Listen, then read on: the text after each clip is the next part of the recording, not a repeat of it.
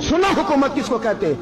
हजरत उमर गुजर रहे, फजर की नमाज के बाद 2 गलियां रह गई हैं, आज पूरा नहीं हो सका आपका दौरा। एक छप्पर है छोटा सा, बूढ़ी अम्मा बैठी है, उमर फारूक गुजरने लगे, बूढ़ी को परेशान देखा, अम्मा जी इजाजत हो तो अंदर आ जाऊं? बूढ़ी कहने लगी चल दौड़ जा, अपना काम कर, क्यों इजाजत दूं? तेरी मेहरबानी अम्मा, आने दो। क्या दौड़ जा? तेरी मेहरबानी अम्मा, गुजारिश है, चलो आ जाओ।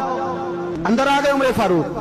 अम्मा क्या परेशानी है, क्या बात? अम्मा कहने लगी खामद इंतकाल कर गया, औलाद अल्लाह ने दी कोई नहीं, मैं गरीब हूँ, 3 दिन से रोटी नहीं खाई, 25 दिनार का कर्जा चढ़ गया है, मुझे उमर फारूक से बड़ी शिकायत है।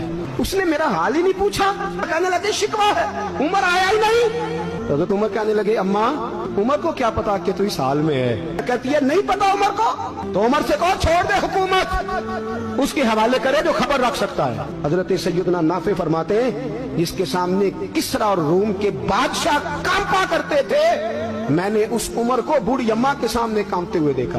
रास्ता तारी है उमर फारूक का। दौड़े गए, 25 दिनार लाए, राशन रख के लाए, रोटियां पकाई, बूढ़ी अम्मा को खिलाई, कहने लगे अम्मा 25 दिनार ले ले और चल, गलती हो गई, उमर को माफ कर दे।